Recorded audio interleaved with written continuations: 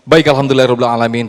Terima kasih pemirsa, kita masih di Damai Indonesiaku. Di segmen 1 tadi kita telah mendengarkan apa yang disampaikan oleh Ustadz kita, Ustadz Fatih Rishad. Beliau telah menyinggung sedikit apa yang dipesankan oleh Rasulullah SAW, bagaimana beretika atau tata cara bertetangga.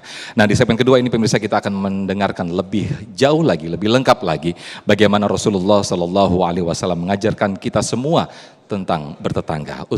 Ustazah Ebira Hasanatin akan menyampaikan kepada kita semuanya. Selamat mengikuti. Silakan Ustazah.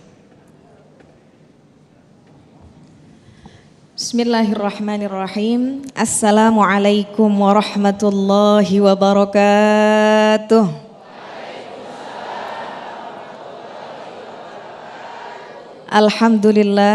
Alhamdulillahirabbil alamin wa bihi nasta'in ala umurid dunya waddin.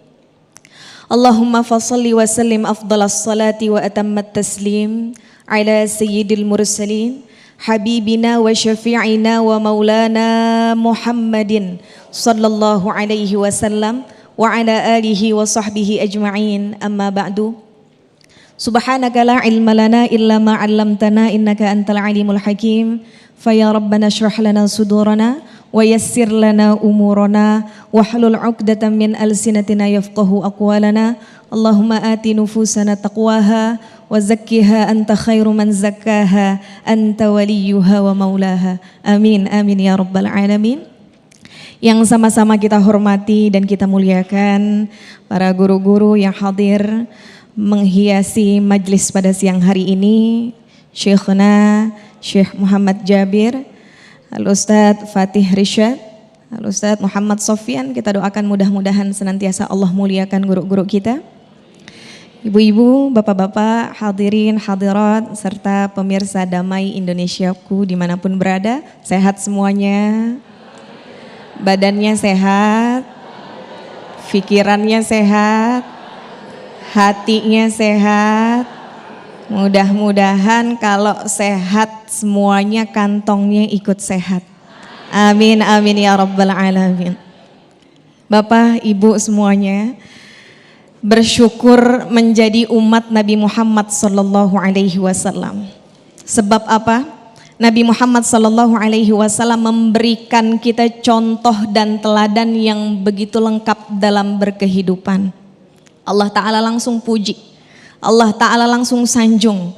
Bagaimana Nabi Muhammad sallallahu alaihi wasallam, Allah Ta'ala firmankan, a'udzubillahi minasyaitonirrajim, bismillahirrahmanirrahim, wa innaka la'ala khuluqin azim. Dan sesungguhnya engkau wahai Muhammad memiliki budi pekerti yang agung. Teladan yang diberikan oleh Nabi Muhammad sallallahu alaihi wasallam salah satunya adalah bagaimana kita hidup bertetangga. Hidup bertetangga. Nabi Muhammad ketika memberikan perintah tidak asal memberikan perintah, tetapi juga memberikan contoh. Dalam hadis dikatakan, tadi sudah disebutkan oleh ustadz kita, man kana yu'minu billahi wal yaumil akhir falyukrim jarah. Barang siapa yang dia beriman kepada Allah dan hari akhir, maka hendaklah dia memuliakan tetangganya. Kemudian Nabi Muhammad sallallahu alaihi wasallam memberikan contoh, memberikan arahan bagaimana cara kita memuliakan tetangga. Dalam nasihat yang diberikan oleh Nabi Muhammad sallallahu alaihi wasallam kepada sahabat Abu Dzar radhiyallahu anhu wa arda, kata Nabi, ya Aba Dzarrin in tabakhta idza tabakhta maraqah fa aktsir ma'aha wa ta'ahad jiranak. Wahai sahabatku Abu Dzar, ketika engkau memasak kaldu, ya, kalau lagi ngerebus daging, ngerebus ayam kan suka keluar tuh kaldunya ya. Biasanya mau bikin apa tuh Bu? Sop ya. In tabakh idza tabakhta maraqah fa aktsir ma'aha. Maka lebihkan airnya, banyakkan airnya. Untuk apa? Wa ta'ahad jiranak. Bagi-bagi kepada tetangga. Ibu-ibu sekalian, bapak-bapak yang dirahmati Allah. Dalam hadis ini kita belajar bahwasanya agama Islam adalah agama yang mudah, tidak membebani umatnya di luar batas kemampuannya.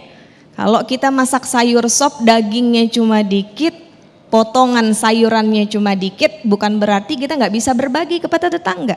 Karena tetangga nih bahasanya yang paling ngendus masakan kita. Betul Bu? Kalau kita masak sop yang paling nyium siapa? Tetangga. Sampai kalau ibu masak jeng, siapa yang paling nyium? Siapa yang paling tahu Pak? Tetangga. Jadi berbagi semampu kita. Dan juga Islam mengajarkan ketika seseorang memberi kepada kita sesuai kemampuan, kita pun tidak boleh merendahkan pemberiannya. Subhanallah. Ini Islam mengajarkan kita seperti ini. Bahkan Sayyidatuna Aisyah radhiyallahu anha ketika mau berbagi dengan tetangganya tapi sadar makanan di rumah cuma dikit nih. Kalau berbagi ke tetangga nggak bakal dapat banyak nih tetangga saya. Paling cuma salah satu aja. Sayyidatuna Aisyah radhiyallahu anha nanya kepada Nabi Muhammad sallallahu alaihi wasallam, "Ya Rasulullah, innali jarain." Saya punya 2 tetangga ya Rasulullah. Fa ila ayyihima uhdi. Dari 2 tetangga ini kalau saya mau berbagi kemana nih kira-kira yang paling afdol untuk saya berikan? Jawaban Nabi Muhammad sallallahu alaihi wasallam, ila aqrabihima baban. Kamu memberikannya kepada yang pintu rumahnya paling dekat dengan rumahmu. Subhanallah. Jadi tetangga kita yang paling dekat jaraknya dengan kita itu yang paling afdol mendapatkan sesuatu pemberian dari kita. Habis ini ngukur pintu semua. Jarak tetangga yang paling dekat kira-kira belah mana nih? Ibu-ibu sekalian yang dirahmati Allah. Kemudian ada aja tuh kita mendapatkan perilaku-perilaku yang kurang menyenangkan dari tetangga. Mungkin saja terjadi. Bagaimana Nabi Muhammad sallallahu alaihi wasallam memberikan contoh membalas perilaku yang kurang baik dari tetangganya. Ketika Nabi Muhammad berada di Mekah, itu banyak mendapatkan perlawanan permusuhan tentang dakwahnya, betul ya.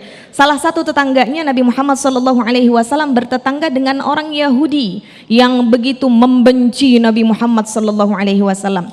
Tiap kali mau berangkat ke masjid dikasih duri biar Nabi Muhammad kakinya sakit.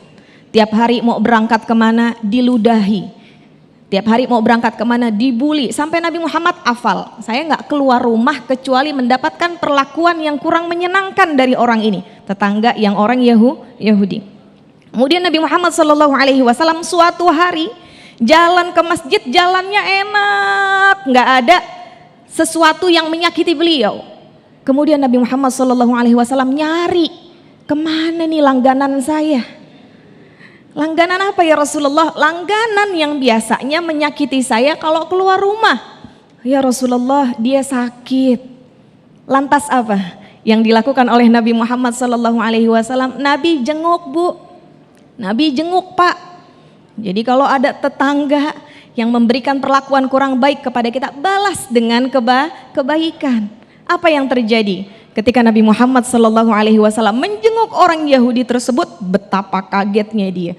Bestinya aja belum jenguk, gengnya aja belum jenguk. Yang pertama kali menjenguk justru Nabi kita Muhammad SAW. Itu yang menjadikan orang tersebut akhirnya bersyahadat, asyhadu an la ilaha illallah wa asyhadu annaka Muhammadar Rasulullah. Subhanallah. Maka Nabi melarang kepada kita untuk kita menyakiti tetangga.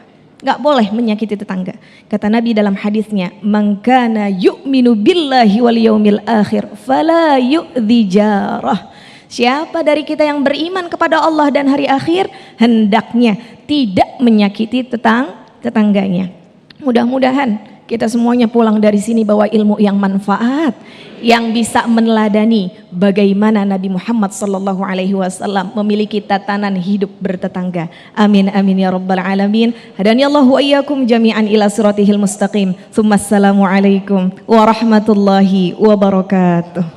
Waalaikumsalam warahmatullahi wabarakatuh. Terima kasih Ustazah Ebira telah memberikan tausiah kepada kita.